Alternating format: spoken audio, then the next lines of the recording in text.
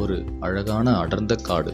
அந்த காட்டில் முயலும் மானும் நல்ல நண்பர்களாக வாழ்ந்து வந்தன. இருவரும் தினமும் ஒன்றாக விளையாடி பேசிக்கொண்டு மகிழ்ச்சியாக இருப்பார்கள். வா நண்பா, ஓடி பார்க்கலாம்.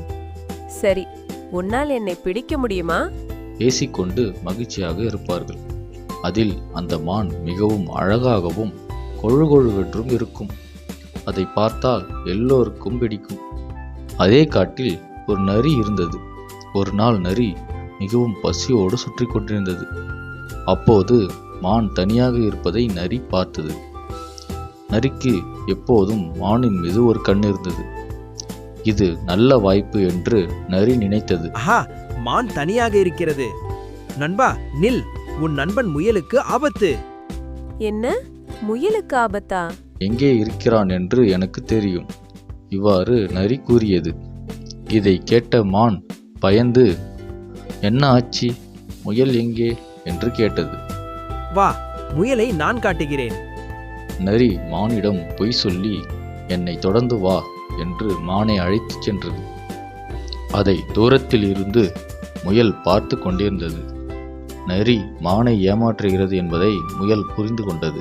ஐயோ, நரி மானை ஏமாற்றுகிறது. உடனே முயல் நண்பா நில் என்று சத்தம் போட்டு கூப்பிட்டது. நண்பா நில், நில். ஆனால் அது மானின் காதுகளில் கேட்கவில்லை.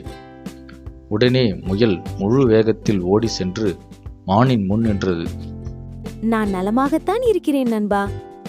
அப்போதுதான் மானுக்கு நரியின் தந்திரம் புரிந்தது.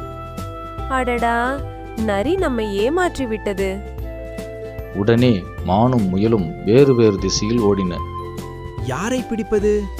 நரி யாரை பிடிப்பது என்று தெரியாமல் குழம்பி அங்கேயே நின்றது. முயலும் மானும் பாதுகாப்பான இடத்திற்கு சென்று மீண்டும் சந்தோஷமாக வாழத் தொடங்கின. நல்ல நண்பர்கள் எப்போதும் ஒருவரை ஒருவர் காப்பாற்றுவார்கள். ஆபத்தில் உதவுபவனே உண்மையான நண்பன்.